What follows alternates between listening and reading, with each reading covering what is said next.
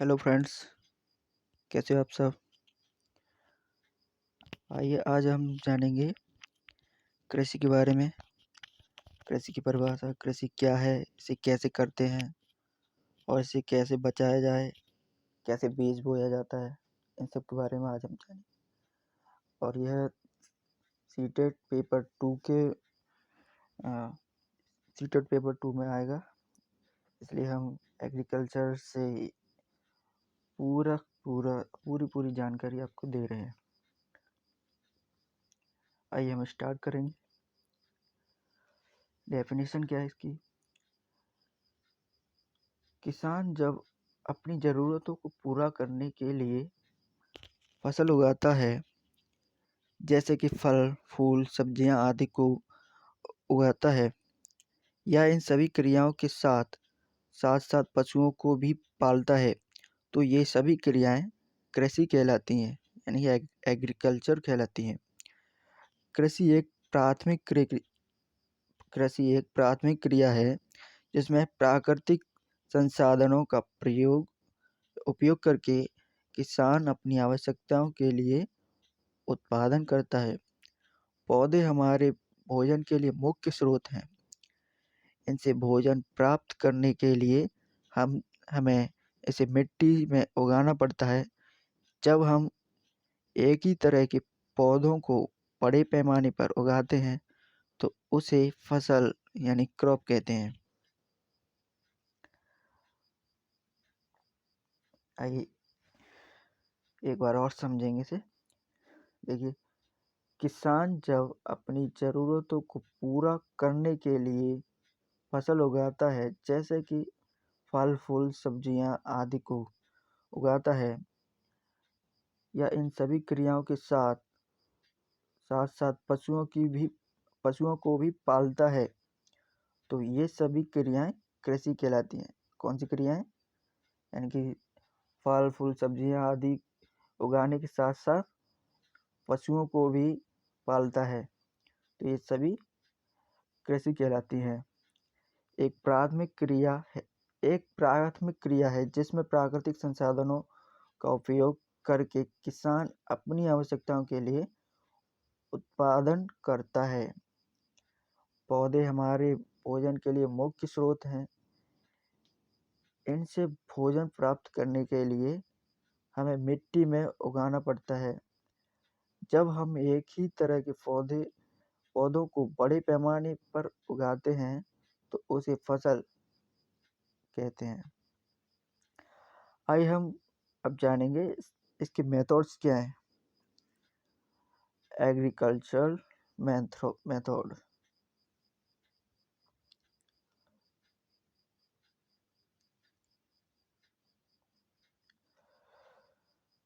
फसल को उगाने के लिए किसानों को कई चरण अपनाने पड़ते हैं। इन चरणों को कृषि पद्धतियाँ यानी फार्मिंग मेथड्स कहते हैं। कृषि करने के तरीके निम्नलिखित हैं।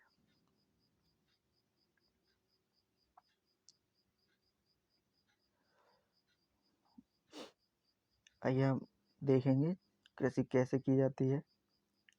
नंबर 1, जुताई। जुताई में क्या किया जाता है? मिट्टी को किया जाता है। आइए देखते हैं मिट्टी को कैसे तैयार करते हैं। यह सबसे पुरानी और पहली पद्धति है। यह सबसे पुरानी और पहली पद्धति है और बहुत ही महत्वपूर्ण है, और आगे भी ऐसा ही होता रहेगा। यानी कि जोतना। अगर हम कोई भी फसल उगाएंगे या कोई भी पेड़ लगाएंगे तो इसके लिए हमें मिट्टी चाहिए, वो भी जुती हुई। इस इस प्रक्रिया में मिट्टी को भुरभुरा बनाया जाता है, जिससे कि मिट्टी के अंदर की मौजूद पोषक पदार्थ ऊपर आ जाएं और पौधे उनका उपयोग करके अच्छी फसल दे सकें। यह प्रक्रिया हल से, कुदाल से या फिर कल्टीवेटर से की जाती है। देखिए जब हम खेत जोतते हैं तो उस प्रक्रिया से मिट्टी भुरभुरी हो जाती है, तब हम उसमें बीज डाल सकते हैं। अगर ठोस मिट्टी होगी तो उसमें बीज कैसे डालेंगे? आइए अब हम चलते हैं नेक्स्ट। नंबर 2, बुआई कैसे करते हैं? बीजों को मिट्टी में बोना। सोविंग, बीज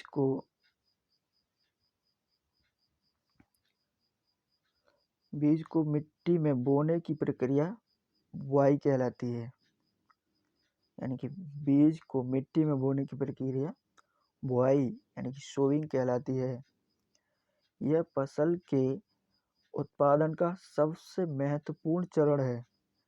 किसान अच्छी गुणवत्ता और अधिक उपज देने वाले बीज यानी कीप के प्रकार और कीप के आकार, औजार या सीड ड्रिल सहायता से बोते हैं, और बीजों के बीच में कम से कम दूरी होनी चाहिए जिससे कि सभी बीजों को एक समान रूप से सूर्य का प्रकाश, पोषक तत्व और पानी मिल सके। बीजों के बीच में कम से कम दूरी होनी चाहिए और सेम गैप होना चाहिए और समान रूप से सूर्य का प्रकाश, पोषक तत्व और पानी मिल सके। आइए हम अब पढ़ेंगे नंबर 3, खाद्य एवं उर्वरक। खाद्य और उर्वरकों का छिड़काव करना।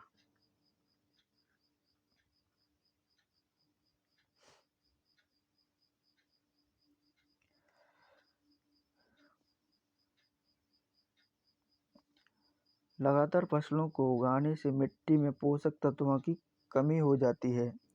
इसी कमी को पूरा करने के लिए उसमें खाद और उर्वरक डाले जाते हैं।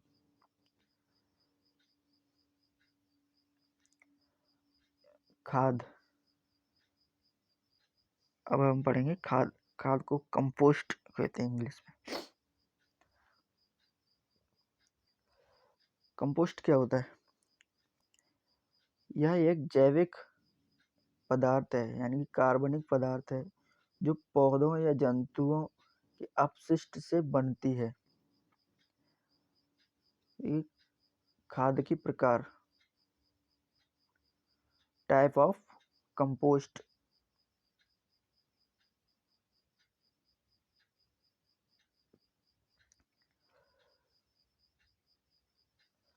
खाद के प्रकार निम्न है। खाद देखिए कैसे कैसे बनता है। गोबर से गोबर खाद, कंपोस्ट खाद, हरी खाद, उर्वरक खाद आदि। गोबर की खाद कैसी होती है? नंबर 1, यह जंतुओं के मलमूत्र एवं कूड़े करकट को गला सड़ा कर तैयार की जाती है। नंबर 2, कंपोस्ट खाद क्या है? यह फल सब्जियों के कचरों के द्वारा तैयार की जाती है। और हरी खाद क्या है? सनई और ग्वार, मूंग, उड़द जैसे पौधे खेतों में उगाए जाते हैं और फूल आने पर उनको खेतों में पलट दिया जाता है। लेग्यूमिनस मटर कुल के पौधों की हरी फसल उगाना। देखिए ये मैंने देखा भी है। देखिए कंपोस्ट खाद ये तो हो गया सब्जियों के द्वारा, जो सब्जियों को छिलके वगैरह बचते हैं या फिर सड़ी हुई सब्जी होती है या सड़े हुए फल हुए उन्हें डाल दी जाए। और गोबर खाद आप जानते ही हैं, सबका मलमूत्र गोबर यानी कि सड़ी हुई चीज़ें वही। और ये हरी खाद ऐसा होता है खेतों में कुछ ऐसी हरी फसलें बोई जाती हैं जैसे दाल के पेड़ अरहर होती है हमारे यहाँ, मैंने देखा भी है।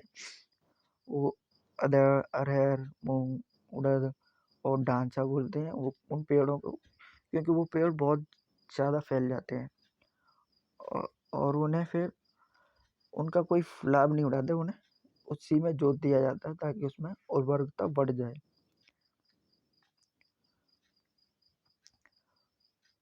आइए अब हम बी पढ़ेंगे। फर्टिलाइजर, यह एक रासायनिक पदार्थ है और एक पोषक तत्वीय भी होते हैं, जैसे यूरिया, पोटास और बहुपोषक तत्वीय भी जैसे NPK, यानी कि नाइट्रोजन N हो गया, फॉस्फोरस P हो गया, पोटेशियम K हो गया। ज़्यादा उर्वरकों के प्रयोग से मिट्टी की उर्वरकता कम हो जाती है। एक फसल के बाद दूसरे किस्म की फसल लगाने से भी पोषक तत्वों की पूर्ति हो जाती है। दाल वाले पौधे, लेग्युमिनोस, मिट्टी में नाइट्रोजन का स्थिरीकरण, नाइट्रोजन फिक्सेशन करते हैं। देखिए, खेतों में अगर ज़्यादा केमिकल पदार्थ यूज करेंगे, केमिकल वाले जो पदार्थ हैं जैसे यूरिया, पोटास, बहुपोषक तत्व, इन चीज़ों से खेतों की उर्वरकता, मिट्टी की उर्वरकता कम हो जाती है। इसलिए इनका उपयोग कम से कम मात्रा में या लिमिटेड मात्रा में करना चाहिए। इससे अच्छा है कि हम गोबर खाद, हरी खाद, कंपोस्ट खाद, इनका यूज ज़्यादा करें खेतों में तो अच्छा है। लेकिन ये यूरिया, पोटास, बहुपोषक तत्व, इनसे यह है कि कीड़े बहुत ही कम लगते हैं, फसल अच्छी हो जाती है। लेकिन मिट्टी में उर्वरकता भरपूर मात्रा में होती है तभी।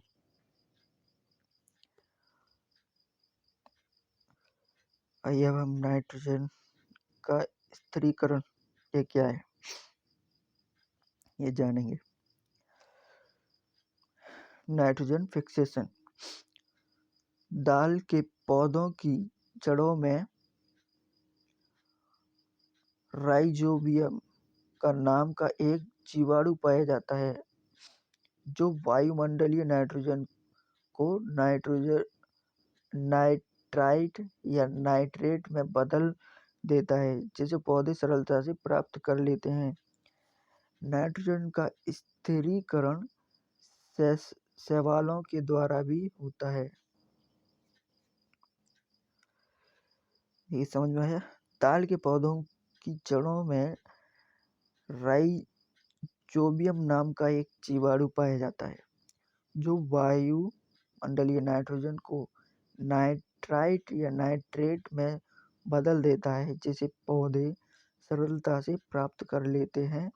नाइट्रोजन का स्थिरीकरण शैवालों के द्वारा भी होता है। पौधों के लिए जरूरी पोषक तत्व, पौधों के लिए जरूरी पोषक तत्व हैं carbon, oxygen, hydrogen, nitrogen, phosphorus, potassium, calcium, magnesium, zinc, ferrous, copper इत्यादि। आइए हम देखेंगे सिंचाई कैसे करते हैं। नंबर 4,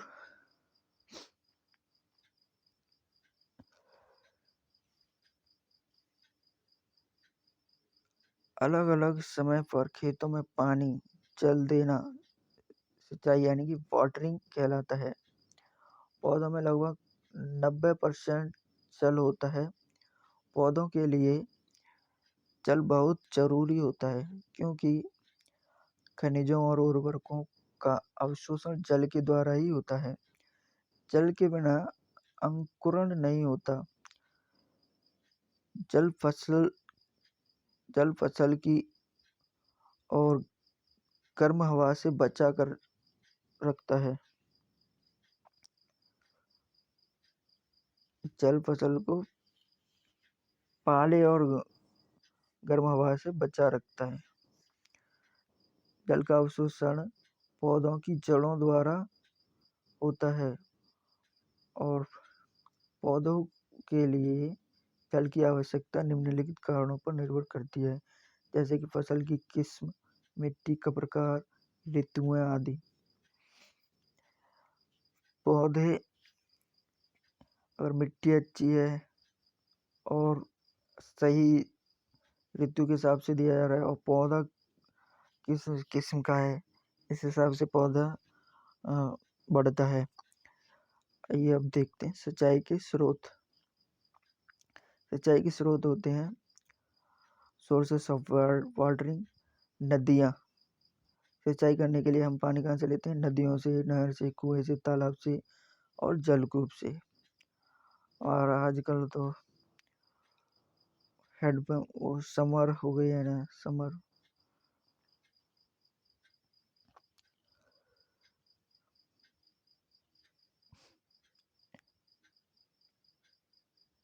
अब आएगी सिंचाई की आधुनिक विधियाँ, modern methods of watering.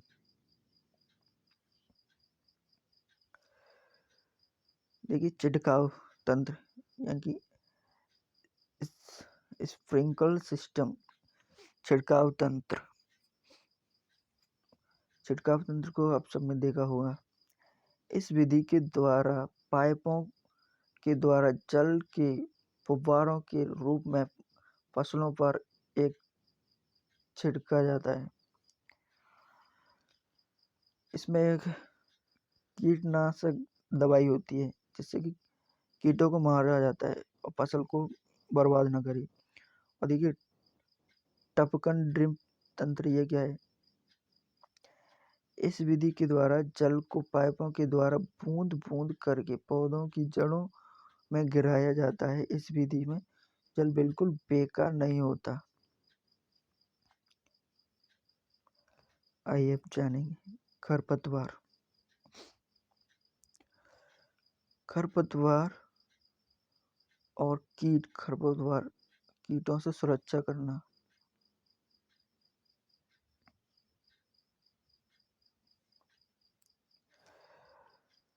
Weed, खेतों में प्राकृतिक रूप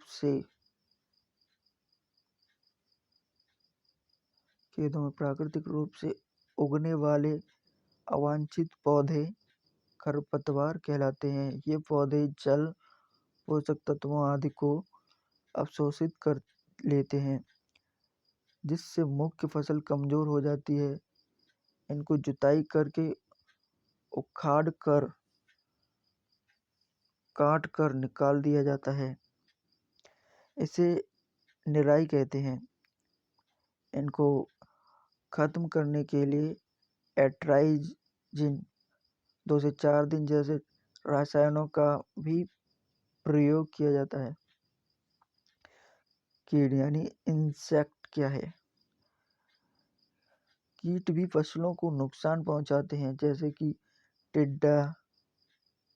ये पत्तियों को काट देते हैं, तनों और फलों में छेद कर देते हैं। टिड्डे के बारे में तो सबको पता होगा, ये तो बहुत ही फेमस है फसल को बर्बाद करने के मामले में। या फिर उनका रस चूस लेने। इनको दूर करने के लिए मेलाथियान और लिडेन और थायोडॉन नामक कृमिनाशकों का प्रयोग किया जाता है। इसमें जरूरी बात है कि ज़्यादा रसायनों के प्रयोग से फसल, मिट्टी और मनुष्य को भी नुकसान पहुंचता है।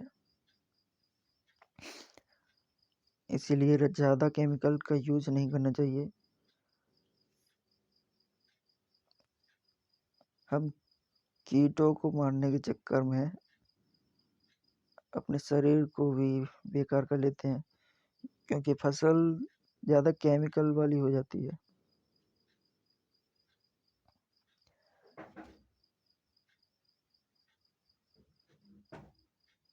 आइए देखें कटाई।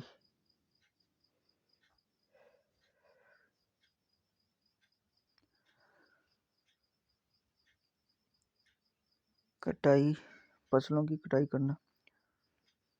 फसल के पक जाने पर उसको काटना कटाई कहलाता है, यानी हार्वेस्टिंग। कटाई दरांती या हार्वेस्ट से की जाती है।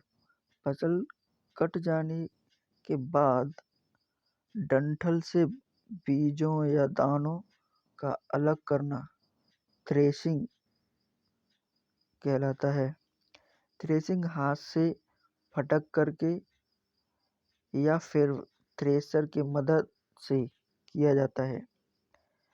और कहीं कहीं पर बड़े खेतों में कटाई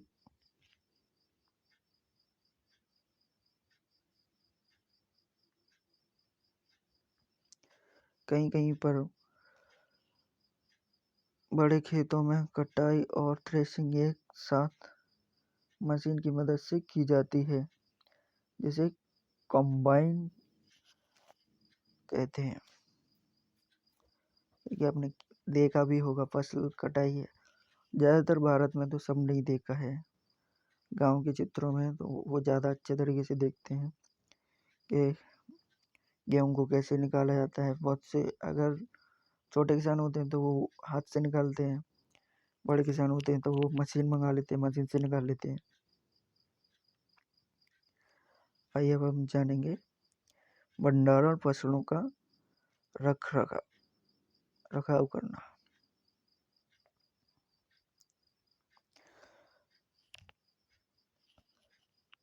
बीजों या दानों को अधिक समय तक उपयोग करने के लिए इसको भंडार करके रखा जाना भंडारण कहलाता है, यानी कि स्टोरेज कहलाता है। बीजों या दानों को चूहों, कीटों, सूक्ष्म जीवों से सुरक्षित रखा जाता है। बीजों को पहले धूप में सुखाया जाता है, जिससे कि उनमें से नमी खत्म हो जाए। सॉरी। फिर उस बीजों को बोरे में भर के गोदामों में रखा जाता है। सूक्ष्म जीवों, चूहों, कीटों से रक्षा करने के लिए उसका रासायनिक उपचार भी किया जाता है। घरों में बीजों को सुरक्षित रखने के लिए नीम की सूखी पत्तियों के साथ रखा जाता है, या फिर माचिस की तीलियां भी रखते हैं।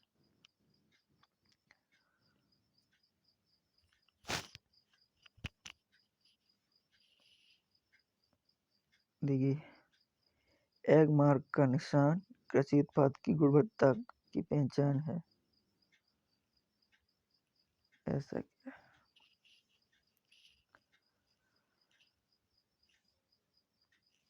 आइए, कृषि को प्रभावित करने वाले कारक क्या हैं? हर जगह पर एक ही जैसी फसलें नहीं उगाई जाते हैं। अलग अलग फसलों के लिए अलग अलग भूमि चाहिए, अलग अलग तरह की मिट्टी चाहिए, और साथ ही जलवायु भी अलग होनी चाहिए। जैसे कि आपने देखा भी होगा, सेब के लिए ठंडा होना जरूरी है, इसलिए कश्मीर में सेब का उत्पादन ज़्यादा किया जाता है। और आलू के लिए भी, गेहूं के लिए भी ठंडा ही होना जरूरी है, इसलिए आलू और गेहूं, बाजरा, इन्हें रबी की फसलें बोला जाता है, और इन्हें सर्दियों को में ही किया जाता है।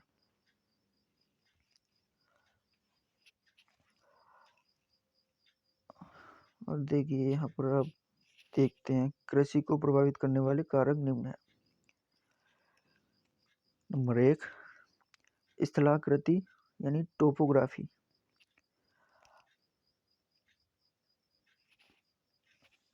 अलग अलग भूमियों में अलग अलग फसलें बोई जाती हैं, जैसे कि गेहूं, चावल, जौ, मक्का समतल मैदान में ही अधिक उगते हैं।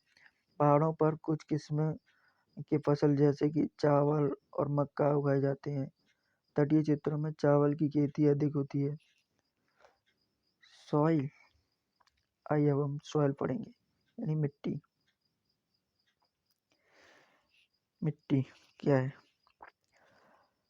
अलग अलग प्रकार की फसलें अलग अलग तरह की मिट्टियों में उगाई जाती हैं, जैसे कि चावल और गेहूं के लिए जलोढ़ मिट्टी चाहिए, तो कपास के लिए काली मिट्टी उचित होती है। और काली मिट्टी में गन्ने की भी पैदावार होती है। उसी तरह बलुई मिट्टी में ज्वार और बाजरे की फसल उगाए जाते हैं। आइए अब हम चलते हैं क्लाइमेट यानी जलवायु।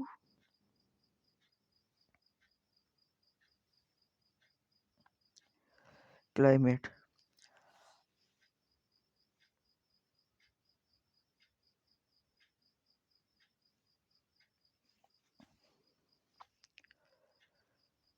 अलग अलग प्रकार की फसलों के लिए विभिन्न जलवायु चाहिए होते हैं, जैसे कि चावल बारिश वाले क्षेत्रों में उगाया जाता है।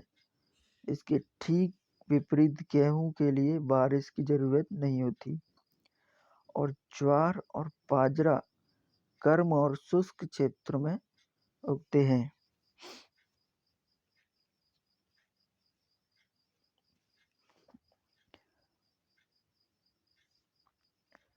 ठीक है, इसी के साथ हम वीडियो समाप्त करते हैं।